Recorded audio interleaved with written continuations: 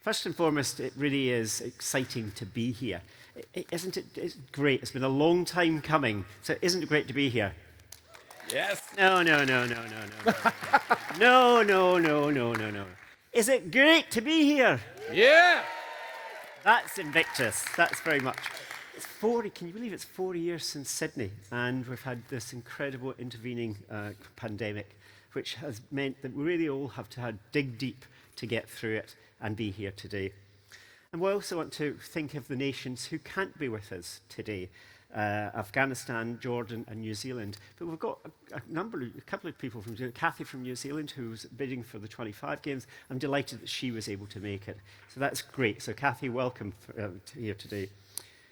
I'm also delighted, absolutely delighted, that the team from Afghanistan is with us on this particular occasion. So can we say a very warm welcome to that team?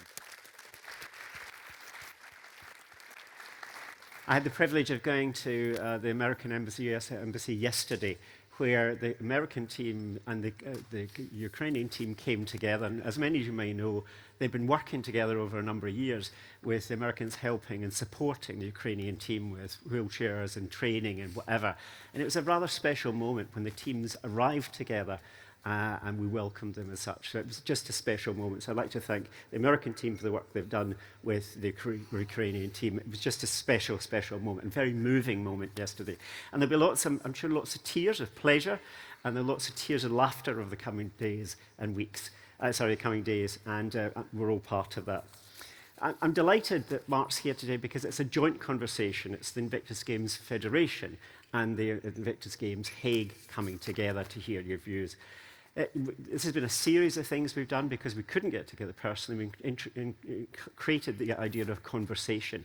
And this is the 7th of such conversations. But what's fantastic about this one is in person. We don't have to say, Mark, you're on mute. Which is a phrase I think I've used more than 1,000 times in the last couple of years. We're also very grateful to our sponsors.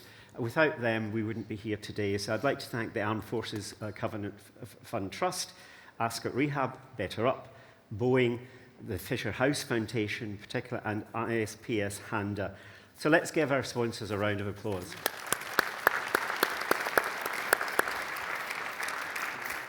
At the heart of in the Invictus Games Foundation is the fact that we share and we learn from each other. We share best practice and we learn. And we're hopefully being learning quite a bit today. And I'm delighted that coming on the stage in a few moments is Andrew Parsons, who's president of the International Paralympic Committee, and Marcellus Boerebom, and I hope I pronounced that correctly, the Secretary General of the Dutch Minister of Health, Welfare and Sport. And that's we've got an exciting lineup, I guess. Today, really, we want to reflect on the potential of the impact of sport on the global stage to make a difference to many, many people's lives.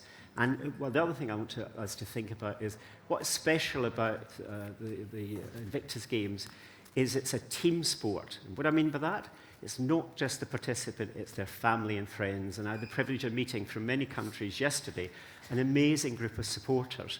And I think they're the people that we should be celebrating this week. I happened to meet 2 ladies from 2 different countries who had literally met together, and they were sitting chatting, and they said, yeah, we probably have more in common and we've never met than we have with some of our friends because we've a shared experience. And to me, that was really powerful. That's what I want to get out. I'd like to get out this morning. That sense that we have a shared experience and we have a shared ambition for how we take things forward. So thank you very much for listening. And now to the main man, Mart. Who is not on mute now. Thank you very much, Charles. First, I'd like to welcome you in The Hague, the city of peace and justice. And how great that after a bumpy ride of 5 years, we finally made it and we all come together in the city to celebrate the Games. It's been great and it's great to see you all. Thank you for that.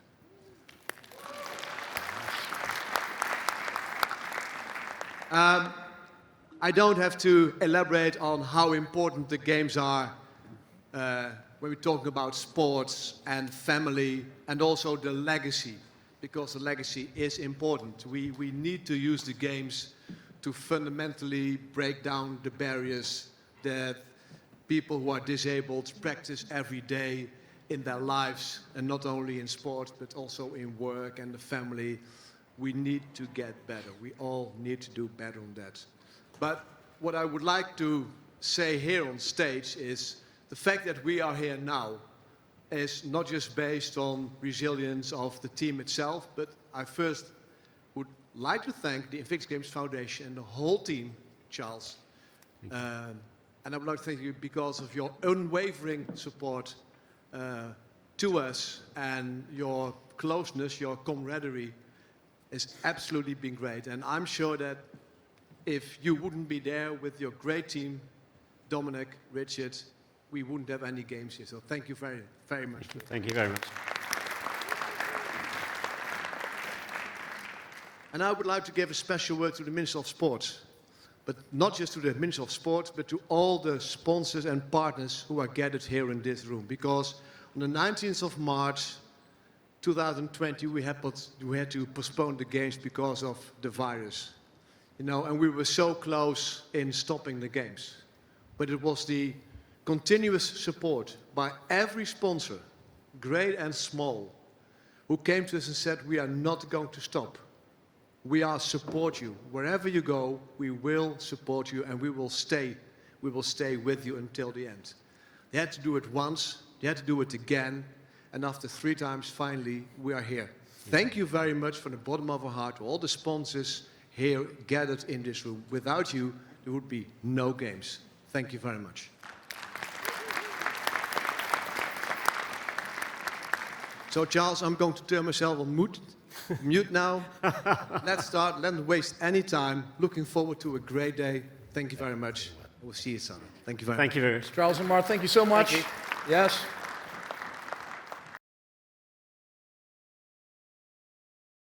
We're going to start with session number 1. I would like to ask Andrew to come on stage. Andrew Parsons, President of the International Paralympics Committee, and also Marcelus Boerenboom, I can say it in Dutch.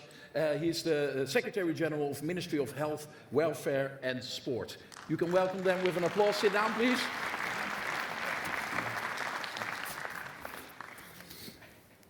Does it feel like at home a little bit, like this setting? Do you feel comfortable? I feel very comfortable here. That's good. That's great. That's exactly what we want. I hope you feel that you can join in the conversation a little bit later on. Andrew, Charles and Mart said it already. So much thank you for being here. We are delighted to see you. First of all, of course, the question: tell us a little bit about yourself, how you got involved in the Paralympic movement, your background. Just tell us a little bit. Just who are we looking at?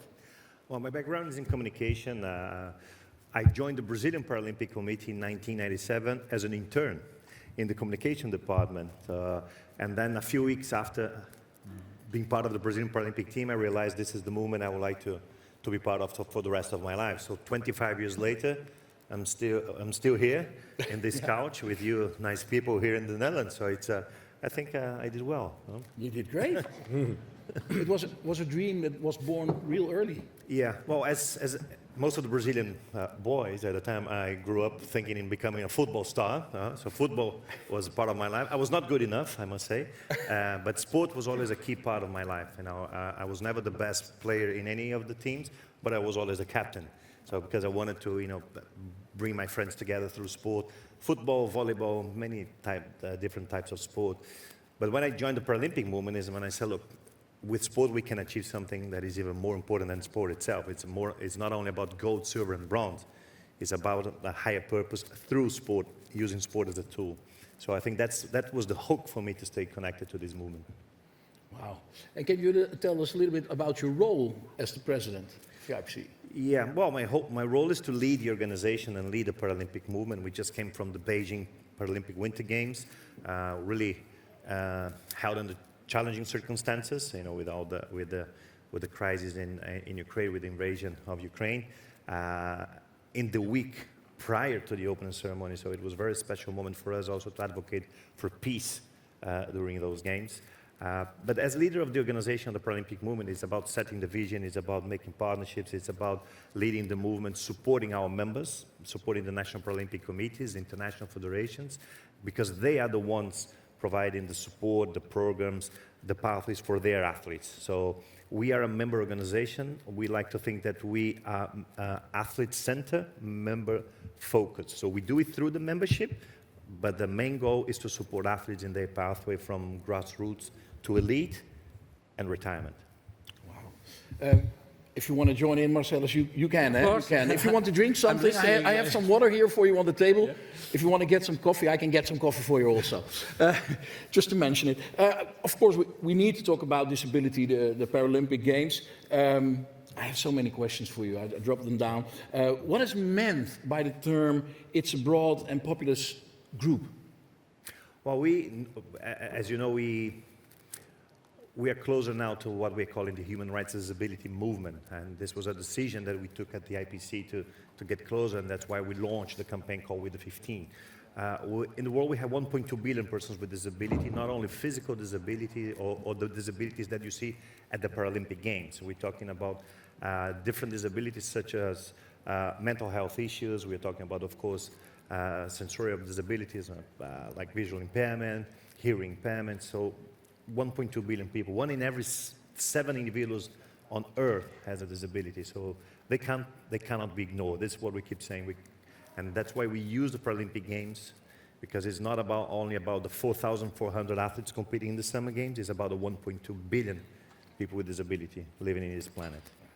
I will come back at We the 15 in a few moments. First, I want to hear some of your personal experience about disability and the importance, actually, of the role of sport in changing attitudes.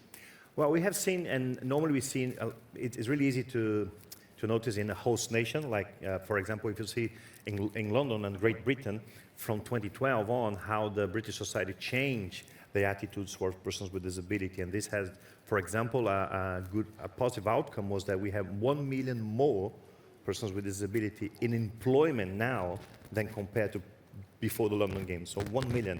So there's a different attitude. They are perceived as part of society as anyone else. Of course, we still have a long way to go in every nation. But also when it comes to countries like Brazil, which is my home nation, the way sport was used by the Paralympic movement to change the way Brazilian society perceives persons with disability, and also changing legislation when it comes to accessibility, employment, sport, of course. But you know, sport is a catalyst, is a tool to change. It's not only about those 12 days of competition, so it's not about this week of competition here in The Hague. It's about what this will mean for changing the society here in the Netherlands, back in all the participating nations here. So it's not only about changing the host nation. So it was not about changing Tokyo, about changing China or Beijing.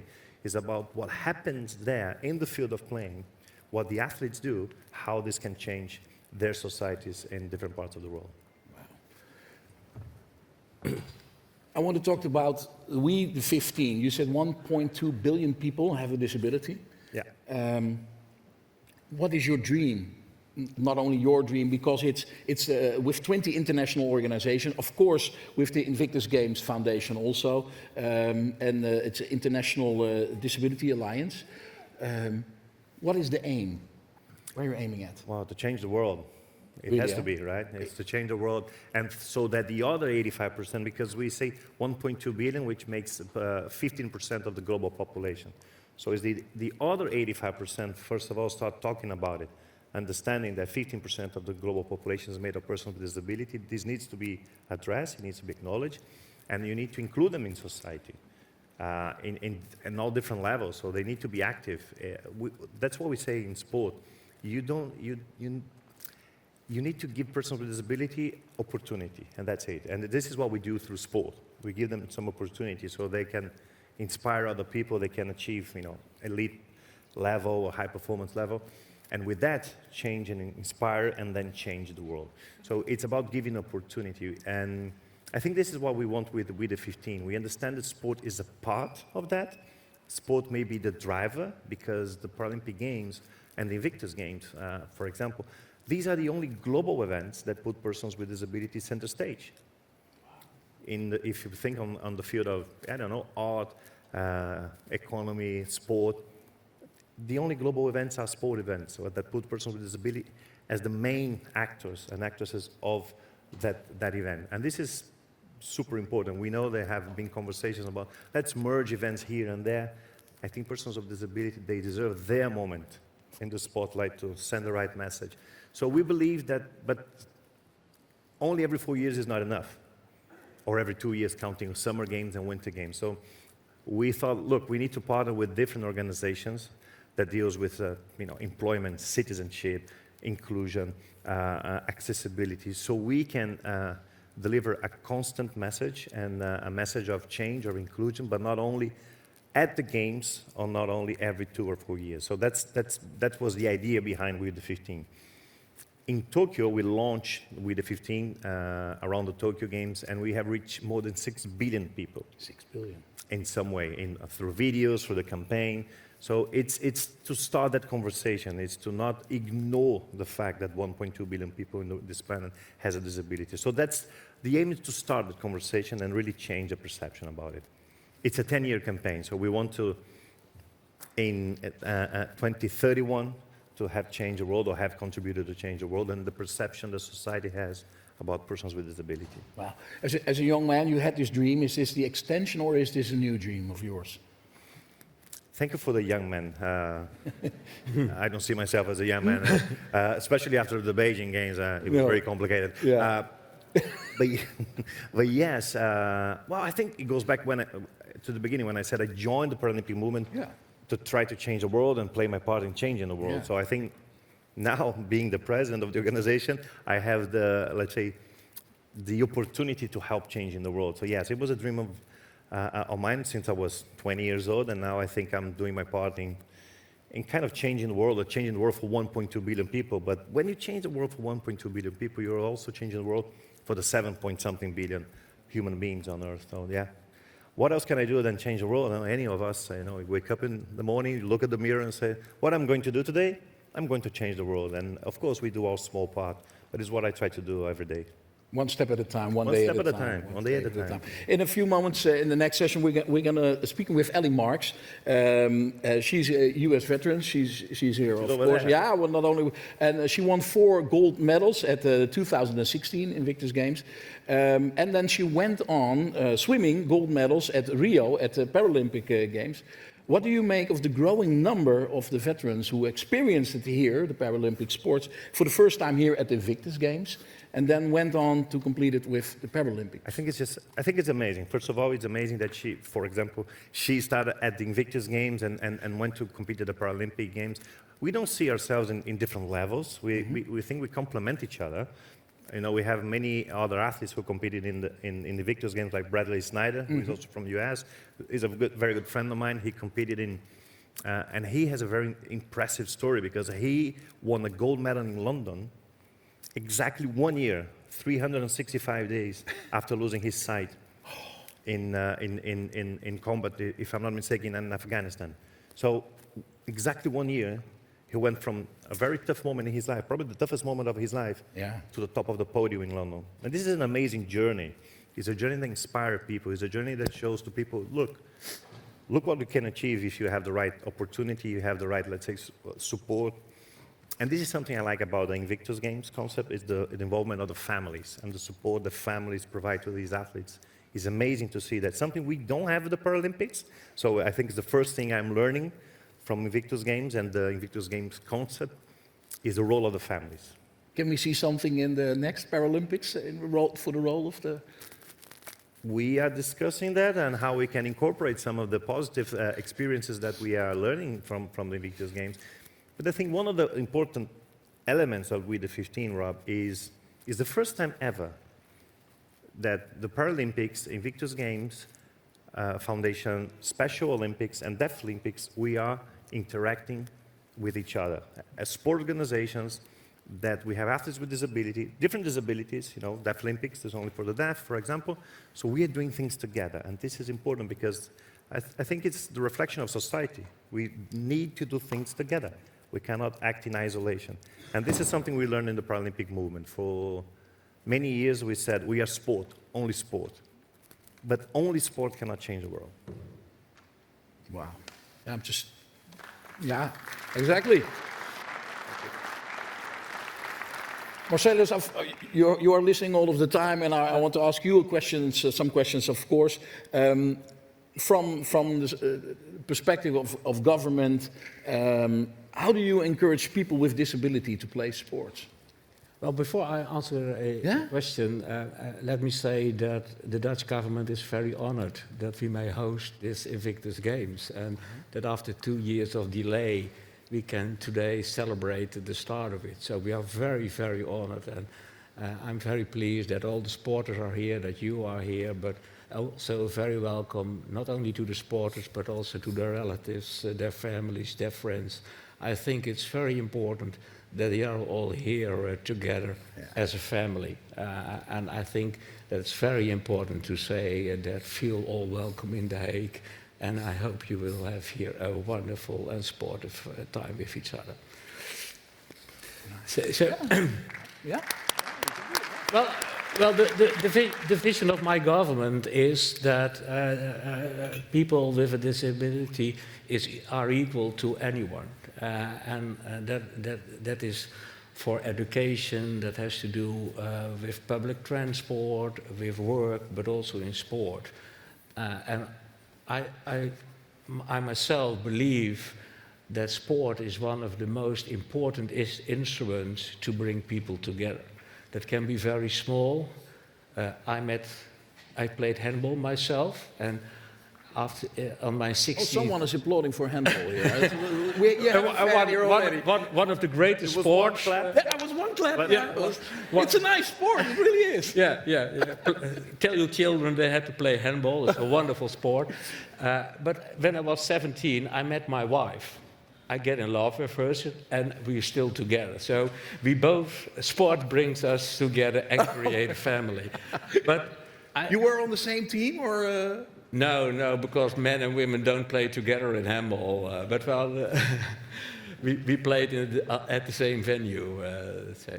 But we also believe that sport can bring people together, can bring people together of all background, with all cultures, and give a better understanding of each other. And therefore, it is that my government thinks that sport is so important, not only for the health of the sporter itself, but for a society as a whole. And therefore, I think it's very important that governments stimulate with the sport associations sport.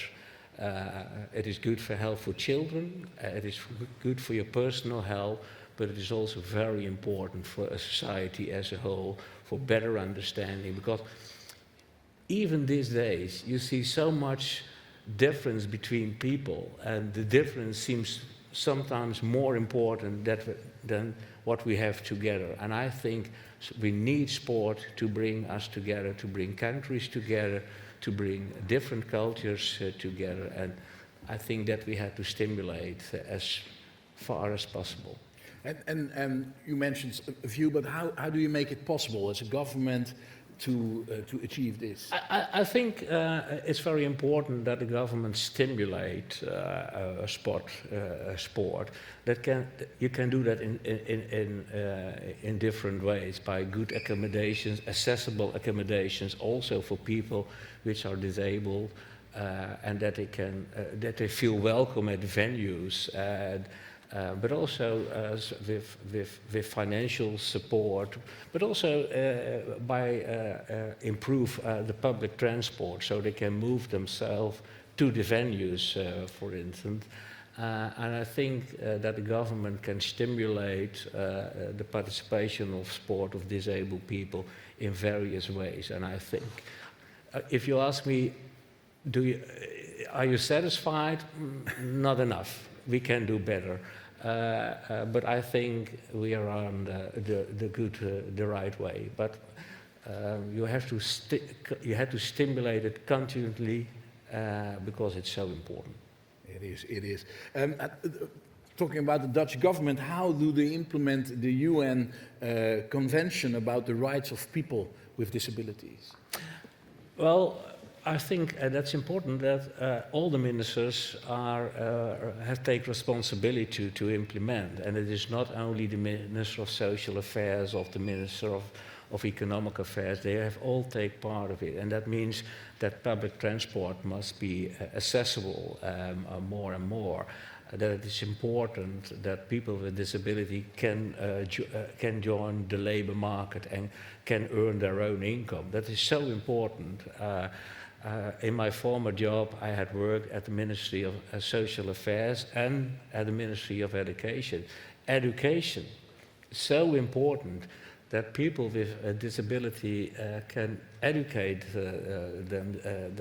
themselves, and it starts even with young people. So we try to stimulate it on all levels: work, education, sport, transport, social affairs, welfare.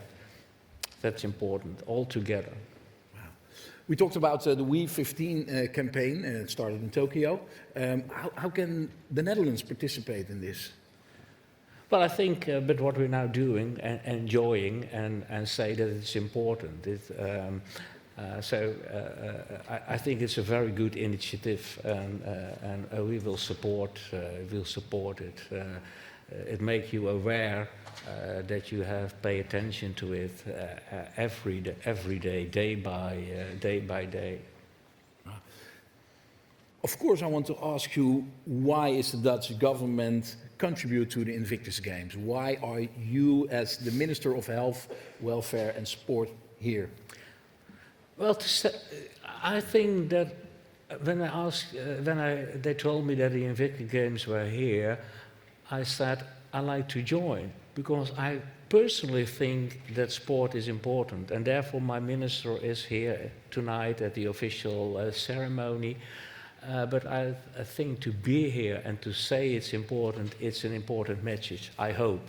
So I hope that with the Invictus Games here, also it's important for the Netherlands that we pay attention to sport and the importance of sport also for people with a disability. So there is a lot of attention now in the Netherlands for this games. Thank also to Megan because it's again extra attention. So, but that's important. I think the Prime Minister is also tonight at the opening ceremony, right? Yeah, the Minister of Sport is tonight at the opening ceremony, also to show that we think it is important.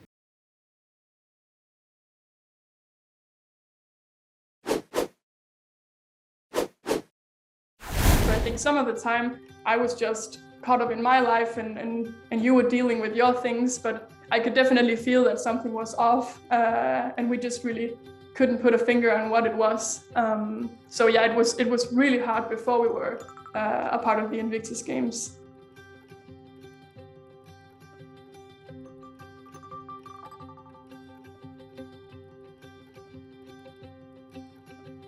I can recognize myself, and you can also? Yeah. Hello, that's a good thing. Hello, that's a good thing. Recognizing yourself very well. Yeah. That's a it was fundamental part of life. It is. Yeah, it just gets you every time and you're kind of speechless when you watch it, even though you're watching yourself, right? True. Yeah. But we did it. I guess we took that from there and forward. If we've done something, it's not Peter, it's not Sophie, it's our team.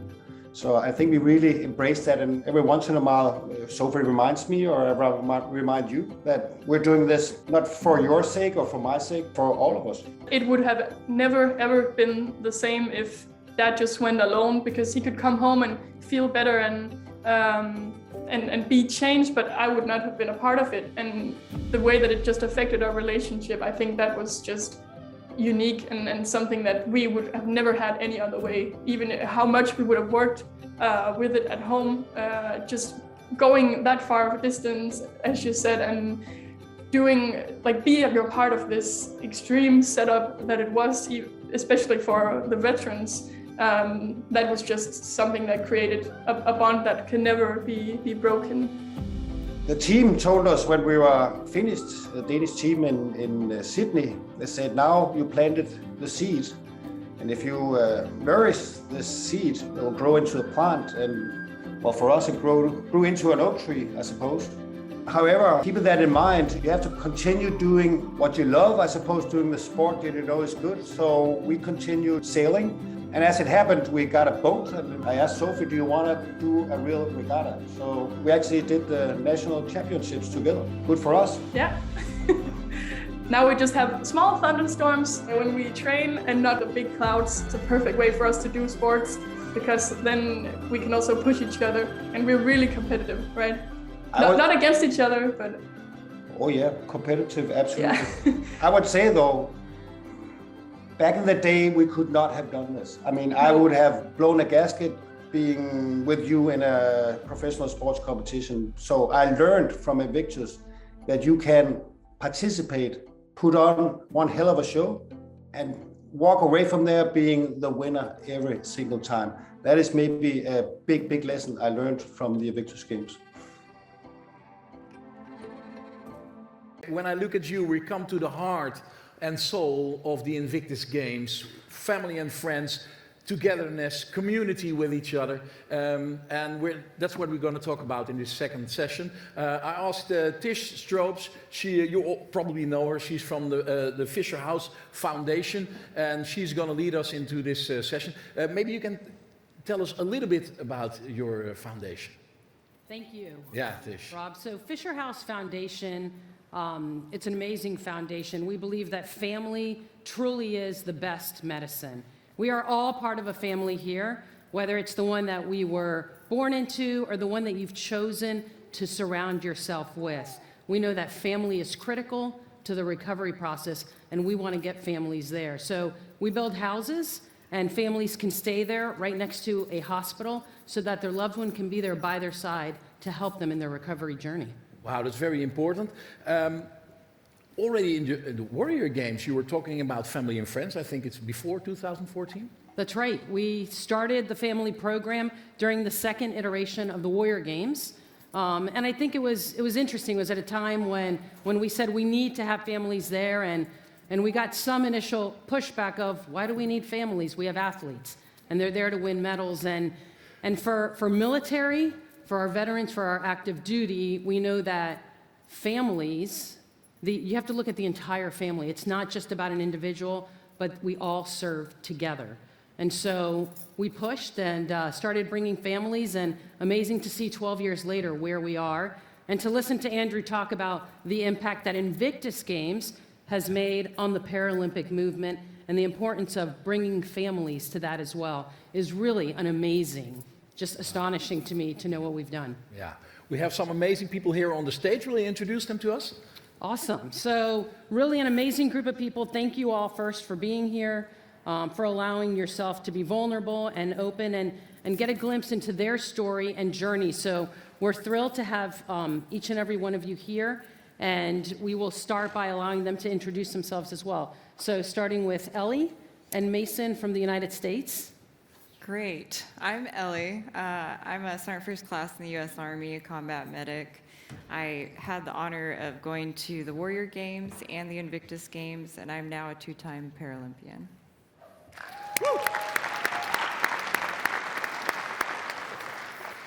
I'm Mason, Army combat veteran and spouse to this incredible soul next to me. I paid him to say that.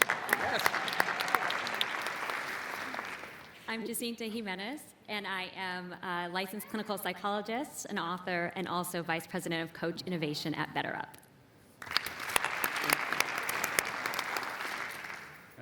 Hi everyone, I'm Wolf from Belgium, first-time competitor here in the Invictus Games. Belgium is competing for the first time as well, so a first for everything. I'm an Air Force officer, still active duty, flight operations, and I'm the first disabled person ever to have climbed Mount Lhotse in Nepal, which is 8,516 meters high, or 24,000 and something feet.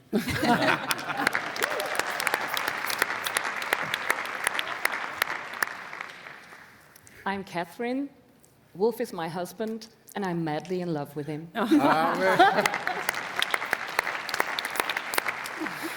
Megan Bunce. I'm with the Boeing Company and Boeing Global Engagement, which is a philanthropic arm of Boeing. I am a Air Force brat. I grew up all over the world, moved about every 2 years of my life, and then am a sister to a Marine who was injured in Iraq, so very early on in 2004. So nice to be with you. So thanks to all of you for being here. And we know we have the athlete, our veteran or active duty service member at the center. And then we surround them, right? The family surrounds that individual, and surrounding that family is the community. So it's great to have a representation of that community surrounding and the families. And let's learn a little bit about each of you here. So Ellie, congrats on all of your medals. Amazing to know you started at the Warrior Games, went on to the Invictus Games, and then the Paralympics. Truly amazing. Can you tell me a little bit about your journey and your participation in these events? I think two very different, we talked about it, from Invictus Games to the Paralympics, and truly how your family has guided and supported your role in that importance. Yeah, so it was kind of 3 stages for me. The Warrior Games came first, and for me, that family was my military brothers and sisters in the community there. So I grew through my peers, and they helped give me the confidence to be less introverted and have some faith in myself. And then on to Invictus, that faith grew, and my family grew. It wasn't just American service members, it was allied nations and families of allied nations and people who really made me feel like I was a part of their lives. And they helped me gain the confidence and have pushed me to be able to compete on the platform of the Paralympic stage. Without Warrior Games and Invictus family members, I never would have had the self-confidence to think that I could do that or really that I deserved to do it. So that's amazing. I mean, it wasn't just about your family per se, the one you're born with, but the ones who you choose to surround yourself with, yes. Those service members, and this great man sitting next to you, Mason. Mason, so you are married to Ellie, and an amazing. Purpose. Pardon? On purpose. On purpose. I That's paid her to awesome. say that. So looking at you, we know that you were active duty as well, wounded warrior. You're a veteran, but what I really want to know about is your role as that family member, and help us to understand what was important for you on that journey in supporting Ellie, and what you found to be truly critical in that journey. Wow, there's a lot there. I think what I learned most through this process is just like Ellie talked about, where your family gets larger. And that healing process when I was going through the med board was very isolating for me. But being able to visit and see the experience of Toronto Invictus Games was the first one I got to go to shortly after Ellie was had her amputation. I was still going through the medical board process, so my life was incredibly chaotic at that time. And seeing all of these incredibly strong service members from around the world, their dedicated family members, whether chosen or blood family, and the support system that they created was phenomenal. And I learned a lot from that in terms of how we communicate. You've said it a few times while we've been here, that there's the military language, that it doesn't matter what nation you're from, we all speak it. And then I think there's the aspect of the family member. There's the language there that they speak through the shared experiences of deployments or training or just the hardships that military life brings for a family. And having those people come together and communicate brings this beautiful culture and even larger family combining. And that level of communication, I think, is so important for the family member and for the veteran or the wounded service member to understand that that level of communication brings so much strength to the family unit. And it really helps address levels of mental health so that you can communicate your injuries, your barriers, your issues, and understanding that strengthens the relationship on such a level. And seeing that in Toronto and again in Sydney and Warrior Games and here now today is such an incredible experience. So one of the things that you mentioned when we were talking before was, you said, I have to allow myself to be vulnerable and in talking to Ellie, be open and honest. It's hard, right? It's hard to be open and honest with someone else when you don't even want to face some of these things. So can you talk a little bit about that, allowing yourself to be vulnerable when, I mean, that's a very scary thing. I think it is. It's terrifying, honestly. Sharing the deepest parts of self with your partner is difficult. It's terrifying. I think we're incredibly lucky that both of us have a shared experience in military service and combat. But even having that, it was difficult for me to start opening up and sharing my issues, my experiences. Ellie has always been incredibly open and honest with me. And it is with me too, it's okay. Right. And it encouraged me to understand that by sharing my experiences, I think we're all in the military committed to that selfless service aspect. So we don't want to burden others. But by sharing those experiences and sharing those understandings, you actually are able to put those burdens down, and it strengthened our relationship, I think, on such an incredible level. So that's amazing, right? Putting it down, it's just, you're able to take a big, deep breath now. And so, there you go. Looking at your story, right? You met after you were injured, Ellie, and so a little different. When we turn now and talk to Wolf and Catherine for Belgium, a very different experience, a very different journey, and looking at the two of you and understanding this. I want to start with Catherine. So with their journey initially, they were very much in love. It was that honeymoon phase. And then all of a sudden, it was like a bomb dropped in front of them. Something totally different happened. So, Catherine, looking at your path, talk about that difficult moment when everything happened and how your relationship with Wolf, what happened? When we met and when we fell in love, we made a kind of commitment and we made a deal that was double. First of all, we would love each other our whole lives. That was simple, we thought. But the deal for the both of us was a bit different. I have multiple sclerosis. We knew that before we got married. And Wolf promised that he would take care of me all of our lives. And he was an athlete and a mountaineer. And I promised to cheer him, to support him, and to give him time to practice 5 days out of 7 all of our lives. That was the deal. And then suddenly, 1 year after we got together, everything changed because this leg got paralyzed. And suddenly we had to reverse roles. And I was not the one taken care of anymore, but I became the caretaker.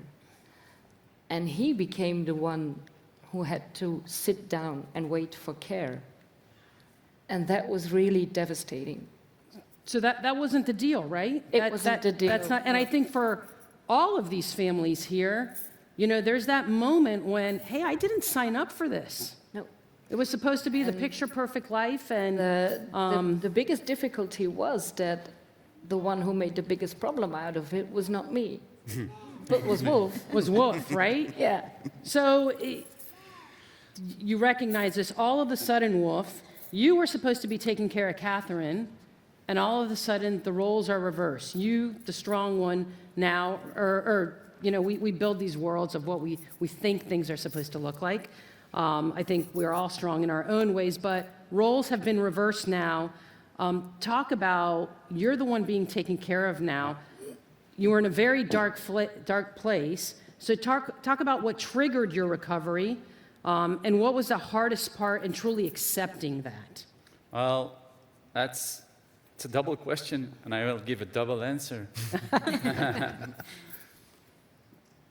I was in a very, very dark place. Like, I got paralyzed in 2013. First symptoms appeared in 2012. So over a time period of 1 year, I thought I was getting better day by day, but in fact, I was getting worse and worse. And after a year, I couldn't walk anymore. And then, everything I dreamt of, like climbing high mountains or going on missions, like before I was Most of the time on a mission, I was more abroad on mission than I was at home. And all of a sudden, stop, nothing. I couldn't do anything anymore. So everything blacked out. I blacked out, was in a very dark place.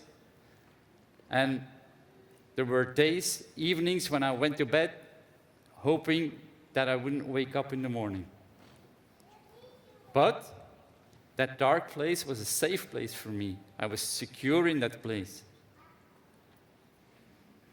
But I know if I didn't have Catherine, like supporting me, pushing me, forcing me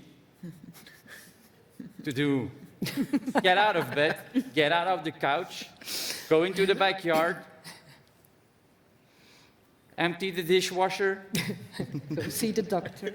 go see the doctor, and not again and again and again, I wouldn't be sitting here today and talking to you.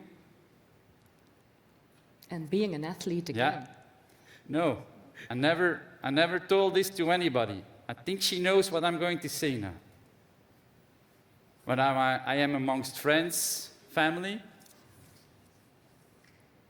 If Catherine wasn't there, I would have killed myself. I would have committed suicide. I think she knows that. I knew. But it's only because of her that I'm sitting here today.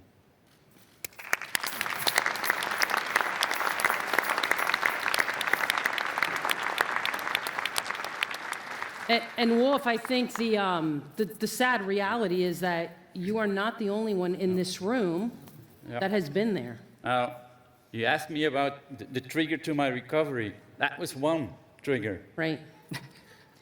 So it was 2013. I got paralyzed. I spent in that dark place for about a year. And then we had neurologist number 7 that we saw. And she said, I can't give you any diagnosis, but I see the state you're in. I'm going to help you. Mm. And that was very important. She was going to help me. And she said, I will send you to the physio 5 days a week. Okay. And then 2014, September, neurologist, and September 2014, first Invictus Games in London. They were aired live on BBC, British television. I was sitting in my couch, watching the games. And I said, that's amazing. And I turned to Catherine, and I said, it's always a difficult moment, this one. If those guys can do it, then I can do it. And that was the start of my recovery, and 2 years later I was again on 8,500 meters. Wow. 70. Thank you, Invictus Games. You saved my life. And here you are today, right? Here I am Here today. we all are today. This is a big reunion for us. Yeah. And I think it's amazing in this room, and whether you're a competitor, whether you are a family member here today, and tied to one of these athletes or not, we are all on that journey. A service member and a veteran, they didn't serve alone. A family serves together. Somebody has to stay back and take care of the family and make sure everything is going okay, so that these men and women who are serving, who are deployed, who are at work, so that they don't have to worry about what's going on at home, and they can push forward and take care of our nations and all of us, right? Defend and protect our freedom so that at night we sleep well. And so, yes. Can I add something? Yeah. I feel maybe some of you in this room have these thoughts about ending your life. And I feel the urge that we are with people, one another, who knows all these stories. So please come forward with your story. Don't walk this path all alone. This is why the Invictus Games are here, that we can share these stories, come out of this dark side, like Wolf did, if he can do it, you can do it too. So if you are a competitive or a family or a friend and you have these thoughts, don't do it alone. Please come forward and talk to one another, not only the people here on stage, but if you feel to talk with someone on your table, feel free. It's an invitation for everybody. Talk about it, so we can go on and not just be alive, but really live. So I had this thought to add because this is so. No, that's. Thank you. And so we talk about, right, the individual, all of these amazing families and how you're supported. And around that, though, we also have community. So I want to talk to Jacinta to talk a little bit about your experience in the work that you do at Better Up. Can you tell us, I know you're an expert in resilience and you've worked with many veterans, and tell me about the family systems in the role of recovery, and especially touch on those intergenerational families, right? We have kids, we have grandparents. It's not just your typical, mother, father, and 2 kids. So talk a little bit about that and walk us through that. Yeah, such an important point to make that, there's a whole branch of psychology called family systems theory. And it's so important to realize that we don't exist in isolation, that the family is like an ecosystem. And our emotions, behaviors, and events impact, or have a ripple effect and impact that family, chosen or biological family that we exist in. And when a traumatic event happens, it's like, I liken it to like a seismic earthquake that shakes the very foundation of how we even see the world or ourselves. It shatters these feelings of what we thought about, benevolence or, control in the world. And that can really shake our core, but it also shakes the whole family systems core, where the ecosystem is thrown out of whack. And that can be very destabilizing for the individual and the whole system in general. And there's this really beautiful century-old tradition in Japan, art form, where they take broken pottery and they piece it back together with lacquer and gold powder or platinum or silver powder. And they fill with much intention and care, and they put these pieces back together very delicately and beautifully. And the end result is magnificent because the piece of pottery is stronger and it's more beautiful while still owning its history of brokenness. And in the same way, researchers found, positive psychology researchers found, that if families and family members all can do the work in finding meaning and purpose and creating a new normal, not trying to hold on to that old normal, that old sense of self, but embracing this new model, beautiful things can happen. And we call it post-traumatic growth. And people and families who experience post-traumatic growth, research has identified they have a greater appreciation for life. They find greater appreciation for relationships and the importance of other people in community. They actually have more creative growth, deeper spirituality, and more meaning and purpose. It's quite incredible. And so when we're faced with challenging events that shake kind of like they seem incomprehensible, that we can't change, we're challenged to change ourselves. And if we can do that at a holistic level, that can make such an incredible impact. And I remember working with a veteran, and a husband, his wife was wounded in combat, and he was really shattered from the experience. And at the end of our work together, he said, I'm a better father. I'm a better community member.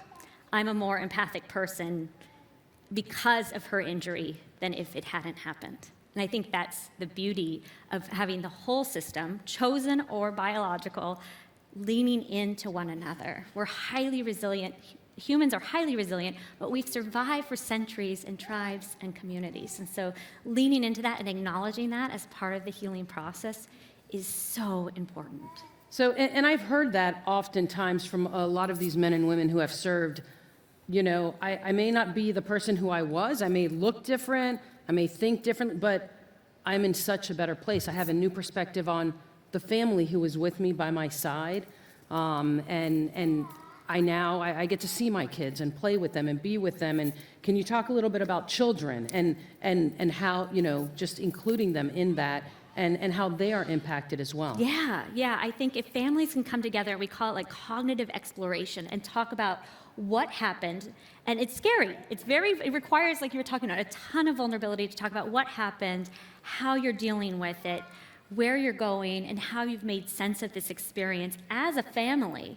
And do it in an open way. It can create so much change. I remember working with a young boy, well, teenager, kind of 14, and his grandfather had serious mental and physical repercussions of seeing combat. And they had celebrated, he's a very celebrated veteran, but hadn't really talked to his grandfather about the experience itself. Like, what was it like to go through it? Like, how difficult was it? And he was scared it would make it worse or that it would cause problems. And so he actually went and had a conversation. I'm scared to talk about this with you. Can we talk about it? And they ended up having such a beautiful conversation about how the grandfather had gained so much wisdom and knowledge and was able to share this with the son, and about how he had found art because he was disabled and he needed an outlet, and he found that he could do art within the constraints of within his limitations. And the son was into computer programming, and somehow they merged together and created some really beautiful art together, and found comfort in one another, and the family actually ended up more connected. I've seen families have traditions where they have dinners, or they create their own family mission. Something that recalibrates, and they do it regularly, because as things evolve, as people rehab, it changes too. So keeping up with that change can be really, really powerful as well. So really, that new normal for these families, it's an evolutionary process. It's going to continue changing. We have to bend, right, and flex and not break, and continue. And everybody has good days and bad days, but I think that family unit, being able to move forward and continuing on that recovery journey and growing in it. So thank you. That's really fantastic. And the great work that you guys are doing at Better Up. Terrific. So we're going to turn to Megan. Megan from Powered by Boeing. A lot of us came over on those planes, right? And we don't think about it, because I think, the community and what these different corporations are doing in the community.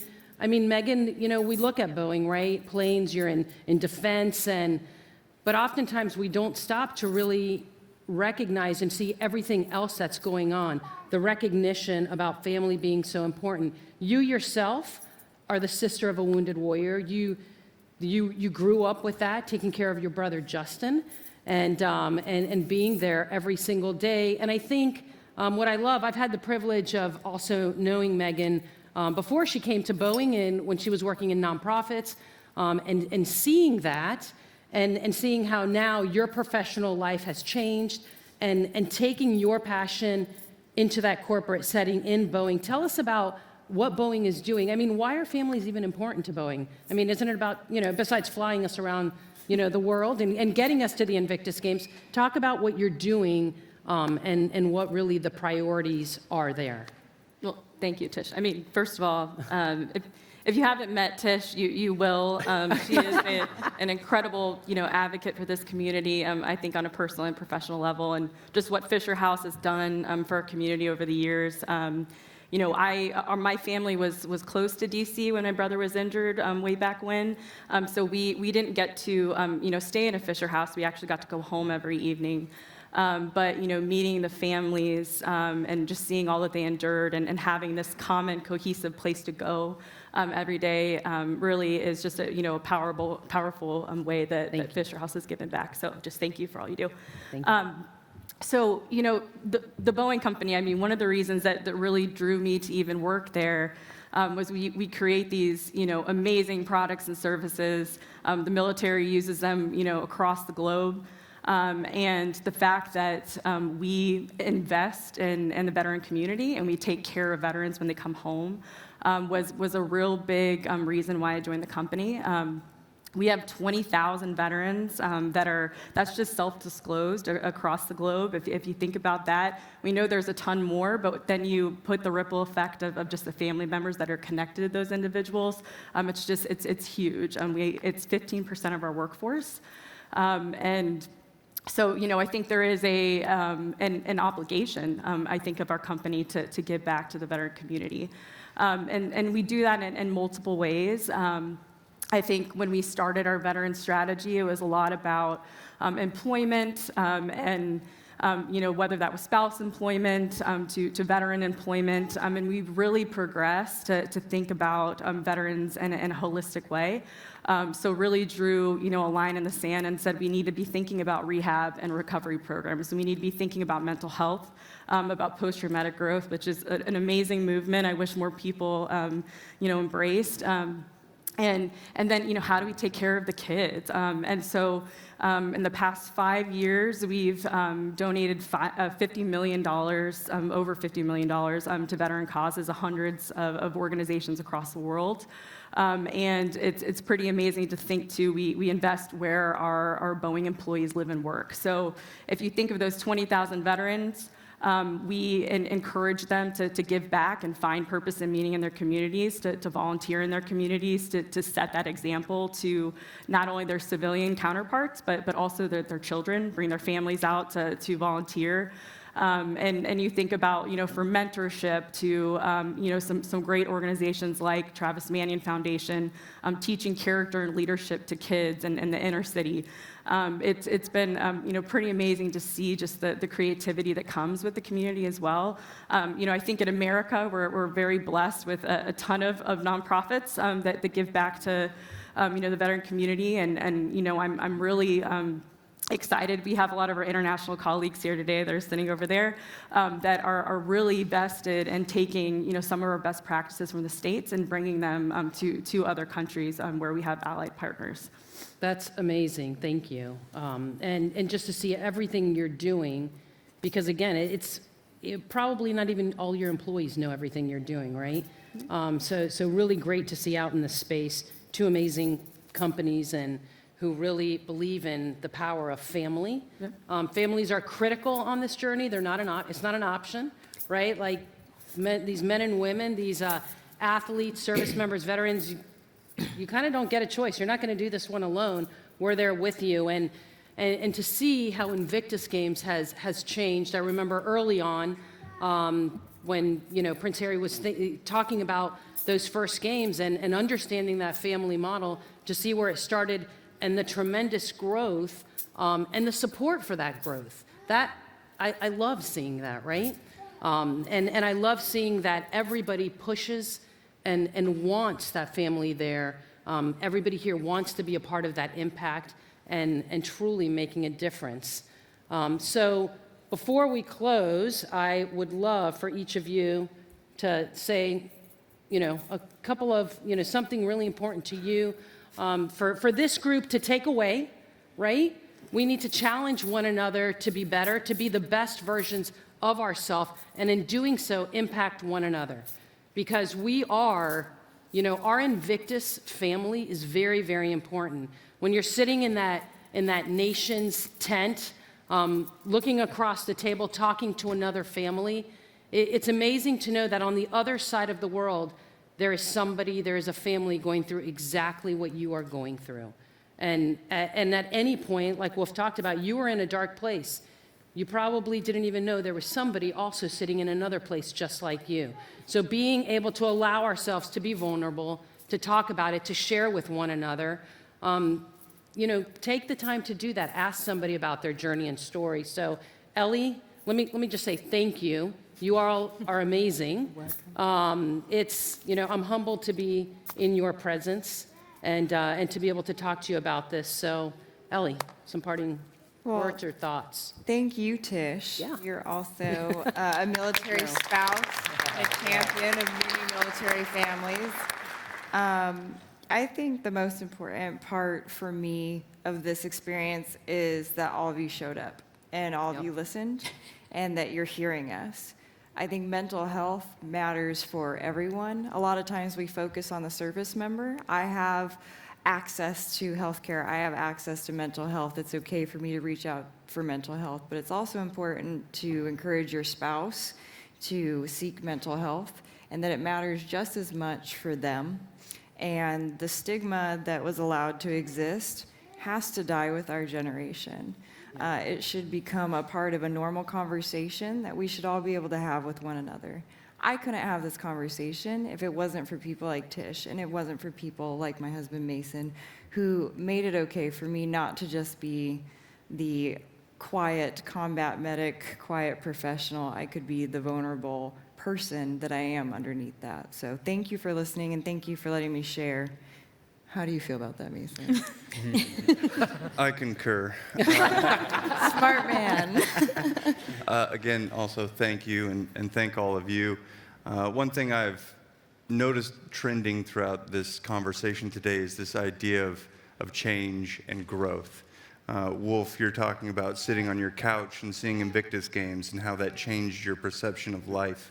You're talking about getting families together and having them communicate, and how not only is that changing the strength of that familiar unit, but you're also changing the perception for that younger generation that mental health is something that should be a normal, accessed provider. And you're talking about Boeing creating this change in perception of how you treat your veteran employee population, but not just them, but their families as well, and giving them access to care and access to rehabilitation and mental health. And so, to borrow an old anti-pollution slogan in the US from the 80s, it's this concept of acting local and affecting global. And truly, I think everyone in this room is doing that on all the spectrums. Andrew talked about affecting Invictus Games, or Invictus Games affecting the IPC with this family program concept. And so it's truly this idea of people starting with self through mental health, through healing journey, and accepting their family, biological or chosen, and continuing that growth with each other, and that concept of change growing and truly affecting the world as a whole.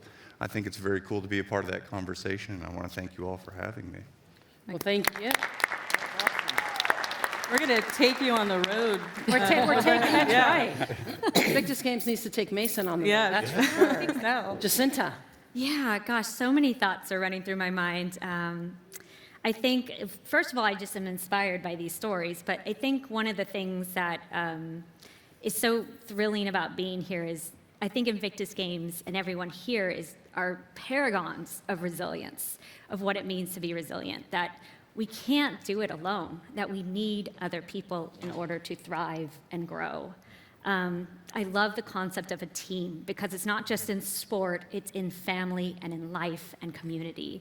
And when we can lean into each other, that is not a weakness. It actually makes us stronger, and it allows us to grow. Same with trauma. One of my favorite quotes is from the poet Rumi, and he says, "The wound is the place where the light gets in." Yeah. Exactly. Mm-hmm. Yeah.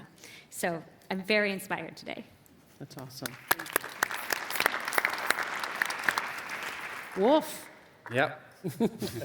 Thank you, everybody, for staying and not running away. And I will stay, and I will conclude in mountaineering terms. Everyone here, whether it is family or competitors, we all have to climb our own personal Mount Everest. Yeah. No matter how high, or how low, how far, whatever. But to climb a mountain, you first have to go through a very deep valley. And that's the way we all have to go. And that's my conclusion of it.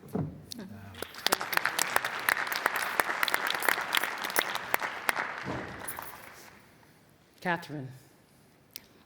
I think I can join the others in thanking you all and thanking the Invictus Games that we feel so welcome and everything here is so warm. What my message to all of you and my message to my own family and to Wolf was always and will always be, there is always a future. And sometimes you have to rewrite it. And in our case, Invictus Games was part of the story. And it still is a beautiful story. And there's always a future for all of us. So thank you.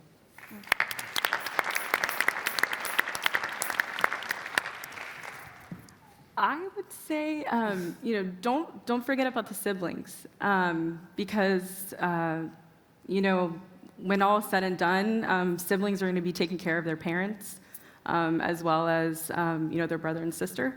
They're injured, and so yeah, just don't forget about the siblings. But thank you. So thank you all again, and I know you've thanked everybody who's here, but it's true, right? This is a family. So it's great to see everyone after 3 years of waiting. I know it's been a long journey for all of us, but I challenge each and every one of you today to stop and look at that person who's sitting across from you, because something as simple as a smile and talking to them, the mom who has that small child who's crying, and we're all on a journey. We need to show one another grace and help in that journey. We don't know if we are at that high or if we are at that low. And so remember that it's not the people that you just came with, it's all of us, it's everyone that is here today, and we need to support one another and continue to push forward. So thank you for having us. Thank you to the foundation for this conversation. I've been privileged to be part of that journey, to watch the evolution and growth. I'm excited to see where we're going, which will be the next panel, and talk about the future. Future, yeah. The future. It's good to have a future, isn't it? And thank you, Rob, for being part of this as well. Yeah, thank you so much. Give them all a round of applause, please. Thank you so much. We're going to talk about the future. I think it's important when we finish this conversation, it's important to think about the future, how we can hold on to this and even expand and think about the things we didn't thought in the past and maybe we should think about in the future. So we're going to talk about the future. I have 3 CEOs coming on stage and one operations director. Can you come on stage, please? Michael Harting, CEO of Invictus Australia, Connie Wenting, CEO of the Invictus Games The Hague 2020, and Dominic Reed, CEO Invictus Games Foundation, and last but not least, Richard Smith, Operations Director of the Invictus Games Foundation. I don't know where. Yeah, you can give them a round of applause.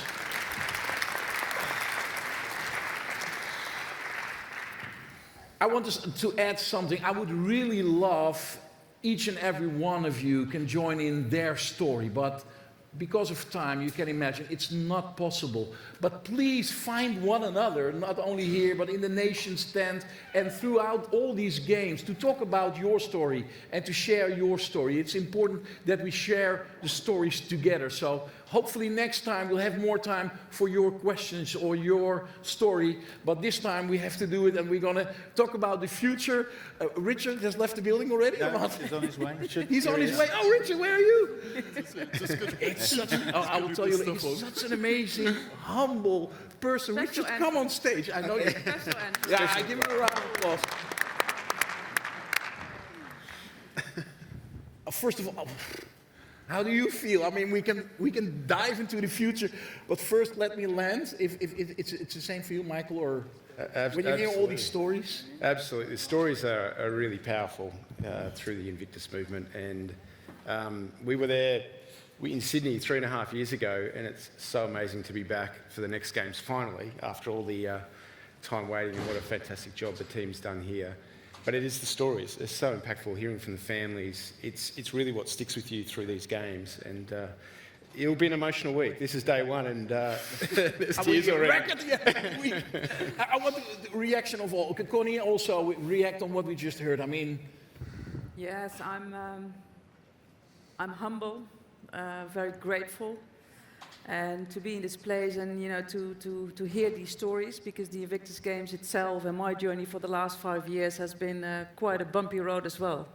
And I think my initial idea to bring the games to the Netherlands was also because I know the power of sports and rehabilitation, because I was diagnosed with lung cancer when I was 19. So I had my story. So I thought, it helped me in my healing process as well. So, and then seeing everyone here on stage and sharing their vulnerable stories, and that's also why I, wanted to bring some extra focus on the friends and family bit, and the impact of trauma, on the transgenerational impact of trauma. So I think we did the right thing. So I'm really pleased that we're here and that we've put this topic on the radar together. So I'm very, very humble and grateful. Dominique, of course, your. Well, I mean, it's extraordinary. It's absolutely extraordinary sitting here. I mean, we're privileged to have the people we've had on stage talk to us in the way they have. We're honoured to have Andrew Parsons, the president of the IPC, here talking to us, as equals. He didn't just, wander by. He made an effort to come here to support us. That's fantastic. But I met Wolf and Katrin yesterday for the first time, and they were, they were in a really quite a difficult place because he was being recategorized and it was very tense. Now, you know what? I just heard that story with all of you just now. He's the guy we were trying to reach. When we were doing 2014, we talked, didn't we, boss? We talked about the guy on the couch who was going to be inspired and whose life was going to be changed, and we've done that.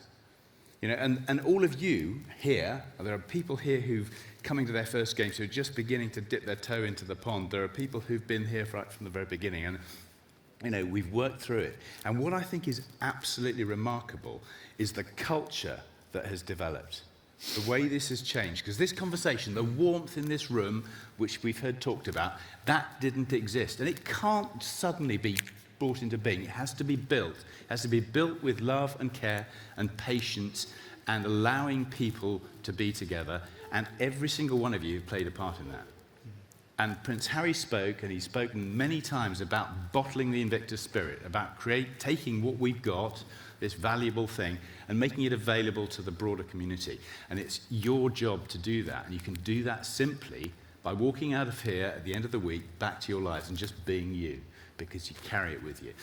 And to have been part of creating that, well, it's the best thing I've ever done. Wow. Richard? Yeah. No, I can only just second that, and as a veteran as myself, 31 years in the British Army. Dominic said to me, he said to all of us, you're going to have moments during this week. Well, I've had more than one moment. I've had several moments, but the pride as an ex-member of the British Army and a veteran to have served alongside so many of the nations represented here this week in these games and the families means so much. It's just what it all means. It is the Invictus community. It's just the proudest thing for me to be part of. In my career, to be here, to doing this is amazing. Wow. Yeah.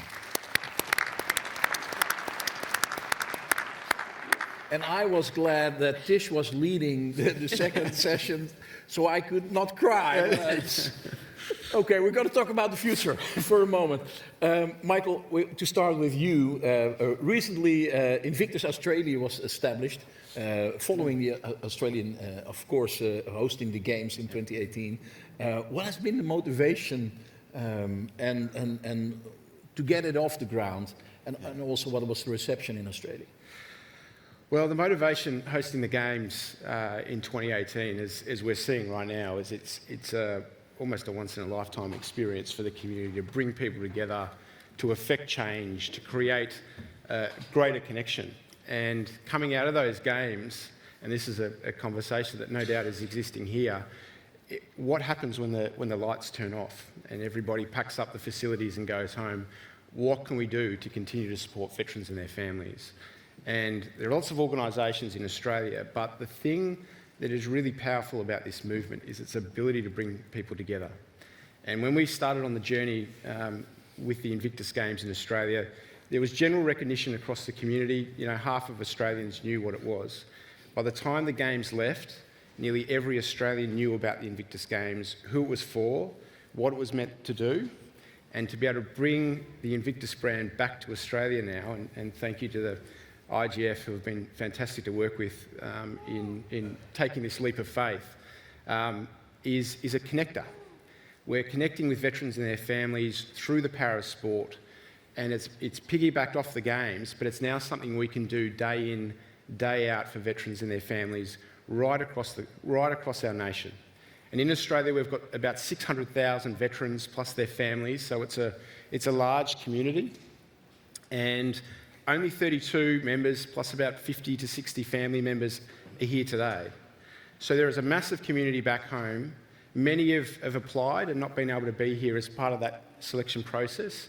And many, Invictus Games is not necessarily their aspirational goal, but sport, engaging in community, finding purpose, they're things that are aspirational goals. Helping them through rehabilitation and health outcomes, or preventing, being proactive and helping to stop some of the issues arising later in life. That's what we're setting out to achieve back in Australia as a direct result of the Invictus Games. And so it's been really exciting, and I've got to say our public and our community and organisations and government throughout Australia are right behind this. Yeah, because I understood that you received a significant sum of the federal funding. Yeah. Yes. Yeah. I think that's absolute credit to what was done in 2018, and there's a few of the team here actually that worked with myself, including our chairman. It was so powerful, and coming out of that and being able to bring Invictus back, the government is 100% behind it. So our federal government announced a nice funding boost to us in their federal budget a few weeks ago. Really exciting, positive for us, driving security so that we can continue to support Australia's Invictus team, but importantly, just as importantly, get out there in the community of Australia and affect support and connection for veterans and their families across our country. Can you name some of the initiatives, or is it too early? No, we can, absolutely. We work with our Australian Defence Force on our Invictus team and work with them on particularly the former serving aspect to that. But as I mentioned, 80 to 90% of people who apply miss out. So we're putting in place an initiative to pick up all of those people that miss out. And with the 2 games maximum now, people will come out of the Invictus program and either still need sport to be part of their lives in a different way where we can assist, or be looking for other roles through sport, coaching, officiating, ways that they can mentor others, give back to the next person. So that's a really big aspect of what we're doing. And we're also tapping into, Australia's got a wonderful sports system. There are well over 70,000 clubs right across our country. Every little town in our community has sport. And so we're seeking to connect veterans and their families into those local sporting communities. They can participate, they can compete, they can volunteer, they can become a part of a club board and administration. We had a 95-year-old the other day that signed up to be a grant writer for a local club. And 95? 95, and that's full spectrum of Wow. opportunity that exists. So I think opportunity was mentioned earlier, and it absolutely is about creating opportunity and connection for us and bringing others along for the ride. So other organisations that are providing support to the veteran community, to sporting organisations, to be that sort of central connector. And that's where the power of the Invictus brand really works. Well, Connie, you must relay on this. This is the seed they've sown, and what are your thoughts? I mean, first of all, I would like to compliment you because of your perseverance, your patience, all this waiting. I think she and her team, of course, deserves a round of applause. I mean, can you imagine?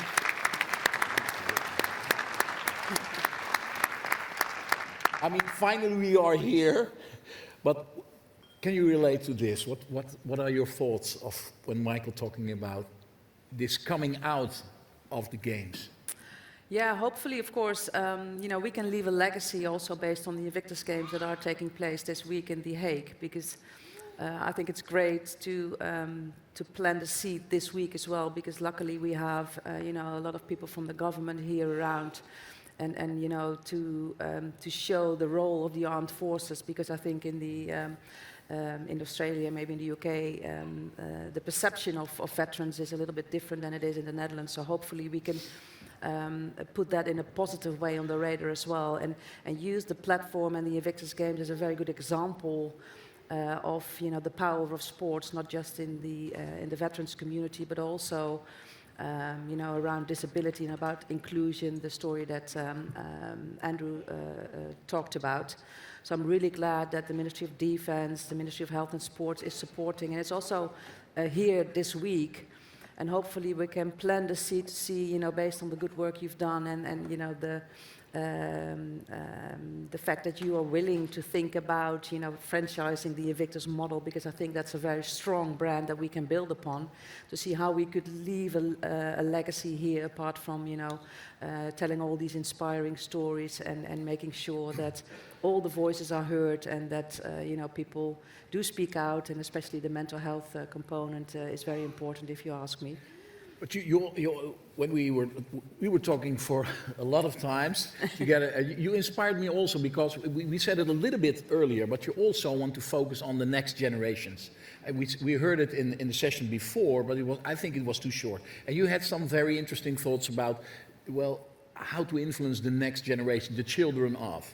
Absolutely. So I was glad it was mentioned in the earlier session already, because I think the impact if someone gets injured, either mentally or physically, you start with the person that you know is impacted and the patient, and then there might be some support maybe for the spouses. But you know, what about the impact of the children? Because if your dad or your mom comes home being injured, you know, from a mission, they tend to forget the children, and I think it's important that there's also, you know, a platform and that there's more attention to, you know, the impact of trauma on the next generation.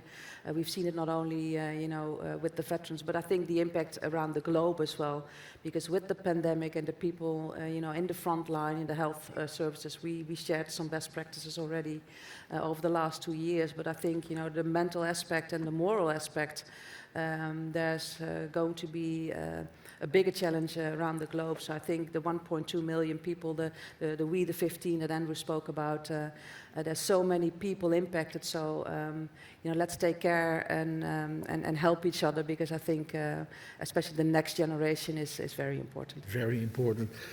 We're going to have a very special week, don't we? Mm-hmm. I can't wait, you know, it's first official day, but I was so happy yesterday already to saw people dancing in the Nations Home and everybody mingling. Yeah, we shared the video. Yeah. You were dancing, I think it was Australia first. They were. I don't know. So I hope everyone is having a great week, and it's also making a next step in your healing and your rehabilitation process. So that was my motivation to bring the games to the Netherlands, and I've worked with these great guys to bring this on. So I'm really glad and so excited that you know, it's finally going to happen. Wow. Dominic, hearing all of this, what goes on in your mind? I mean, share us a little bit about your thoughts. We're only here on day one. We are here on day one, and well, day 1.5, because yesterday was a pretty good start. Yeah. No, I mean, it's fantastic, and it's really good to hear all the positivity. It's really good to be sitting here with representatives of 2 incredible teams that we work with over time. It's fantastic to see Invictus Australia set up as it has. I think that's a real step forward, and it would be great to replicate that. Don't underestimate how much work goes into creating that and sustaining it. But what we're doing, what we're actually succeeding in doing, is what I think Prince Harry always wanted, which is to expand this notion, this community, this way of being. And sitting where I was sitting when we started it, you know, it was pretty foggy out on the edges. It's okay, great idea, let's do that. But there's only a few of us, and how are we going to change the world? We all want to do that, but we have succeeded in doing that. And it's working because relationships are allowing possibilities to be created. And clearly, there's a fantastic model in Invictus Australia, and that's a model we'd love to replicate. You know, but we've got to do that in a way that continues to develop and to export this culture, this attitude, this essence, which is what you see and what you feel. What's the basis of the stories that we hear and the moments that we all feel? And I think we're in a really good position to do that. I think we've got a lot of really interesting work to do. I think it's fantastic that we were asked to become a founding partner of We the 15. I think We the 15 is a really valuable 10-year program. And one of the things that I learned that I didn't know, I mean, we know that in our cohort, in our community at Invictus, pretty much everybody has an acquired impairment. That's fairly self-evident. But the same is true with global disability. 80% of the world's disabled have acquired that disability, and that completely blew me away because I didn't think that was the case at all. So there is a reciprocity there. There is a work that we can do together to make the whole acceptance and understanding of disability greater. And Prince Harry's led a fantastic change in the conversation around mental health and around service, and those, we just got to keep that going. Wow, yeah. You can give a round of applause to that. I mean, it's... When you think about it, then you let it go inside of your head, it's so big. It's big, yeah. But it's so good at the same time, so we're working on that day by day, actually. From the legacy of the past, we're going into the future. Before we have some closing words of Richard, did we have to mention something before we close up? Well, I think it's a real honour for us to have been able to set up Invictus Australia, and it is a lot of hard work.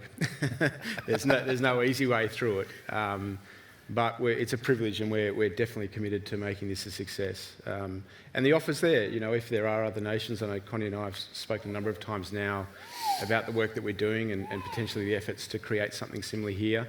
That offer stands to every other nation that participates in this movement, and whether it's establishing an Invictus Australia, drawing on some of the ideas, or just simply connecting and being a sounding board, you know, we're open to that with everyone that's here. So that's the offer I'd like to extend. Thank you so much. Connie. Yeah, closing remark. The only thing I'd like to say is that I'm really feeling part of the Invictus community and the Invictus family.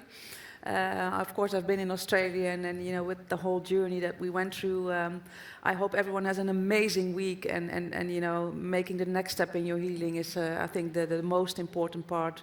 Whatever way, how, with or without a medal, I think, you know, being here is a big achievement already. So hopefully I'll see you around, and I'm really looking forward to see some sports as well. So grateful and glad that we finally kicked it off, and you know, I hope it's a blast, and you know, have fun, and please be happy. Yeah.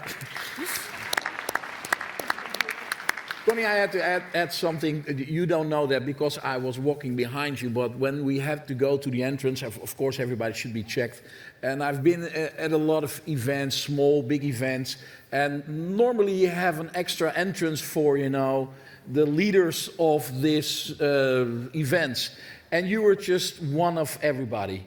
I think that signs for you, it says who you are, it says what the games are all about. Everybody is on the same level. It doesn't matter if you're the CEO or you're a competitor or you're family or friends.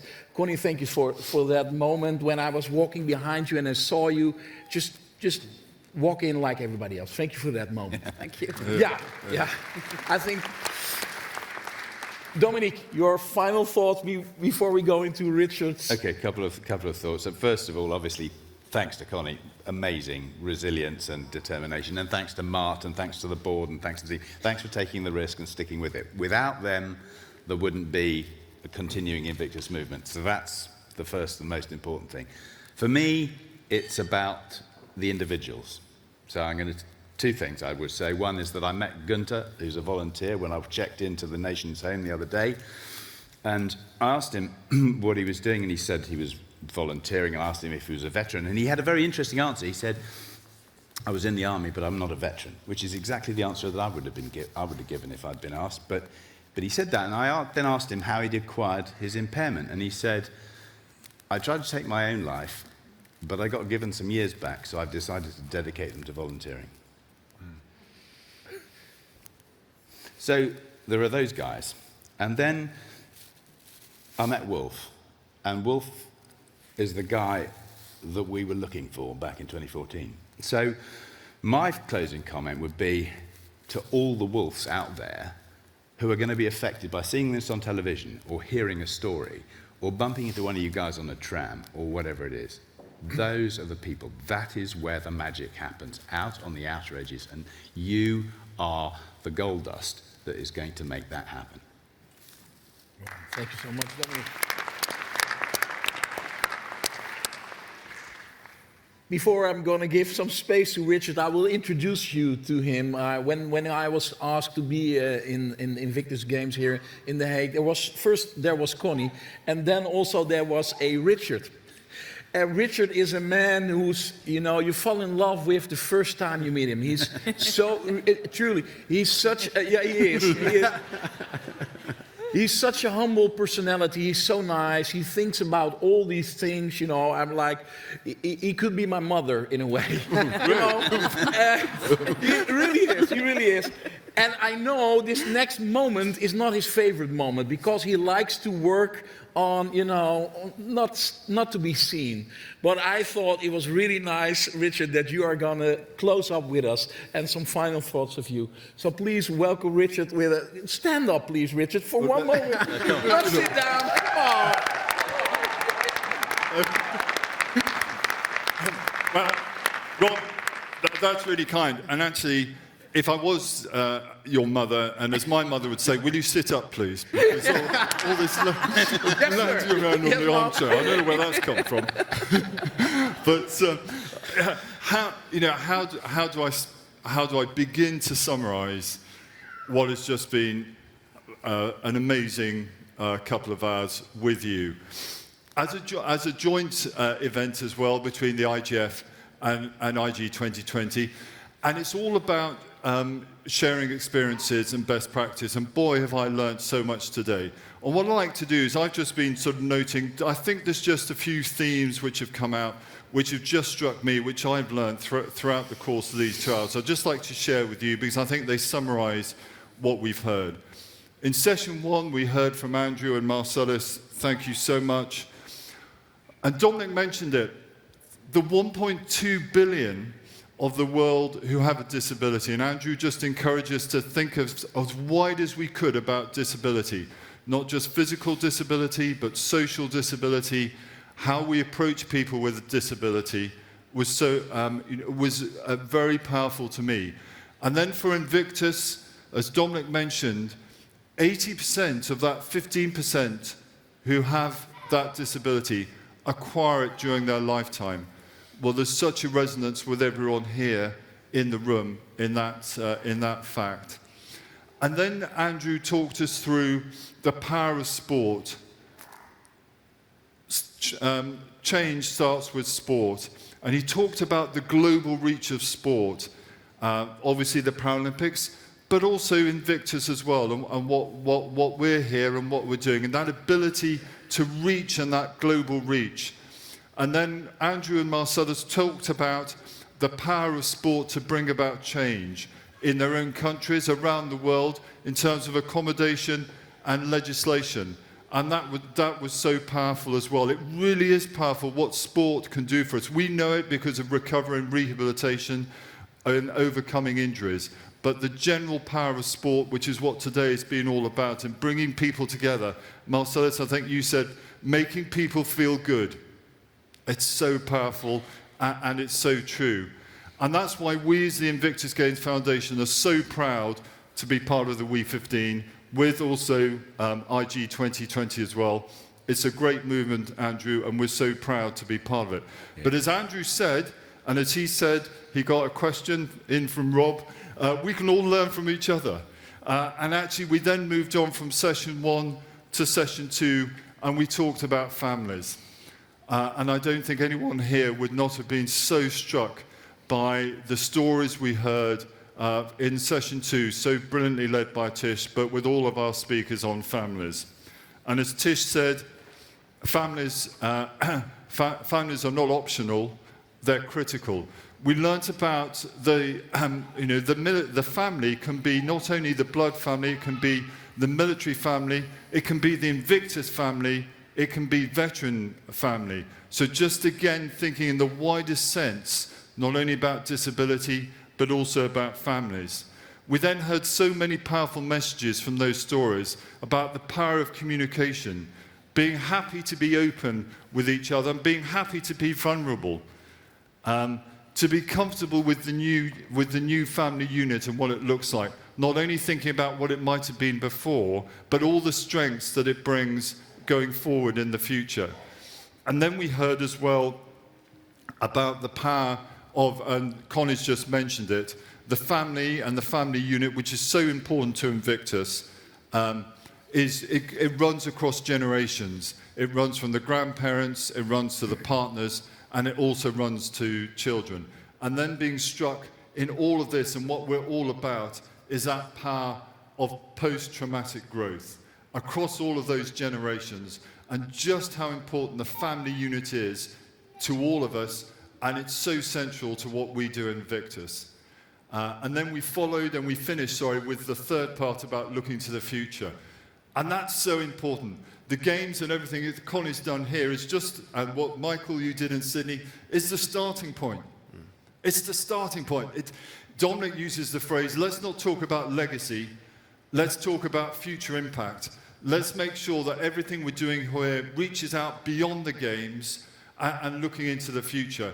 And it was so great, and it really was, from the great games that Michael was part of and the team was part of in Sydney, to hear that the government has now got behind that to really get behind Invictus Australia and build the future going forward.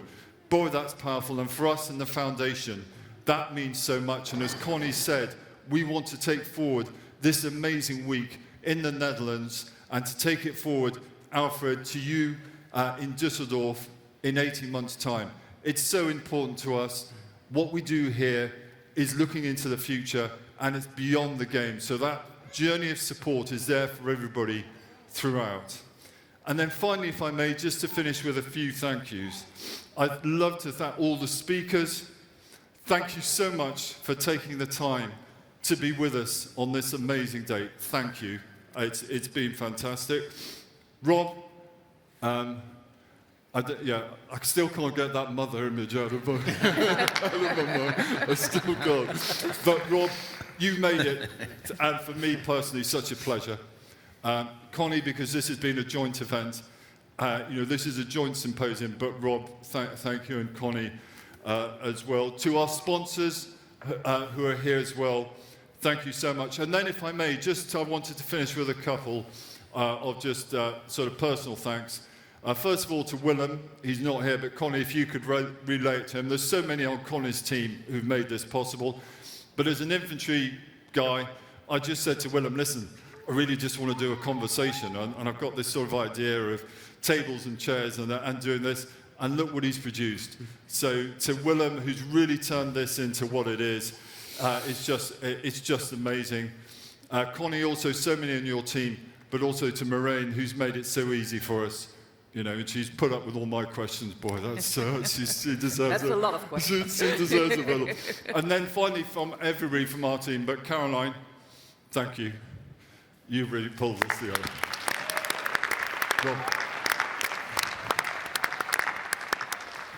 Well, there's nothing more to add. I think it's time that we meet one another. Everybody is available for you. So thank you for having this time. And I hope, and we'll all hope, you have a great week, and that this will be the seed for the future to come. Thank you so much, and have a good week here in the Netherlands. Thank you.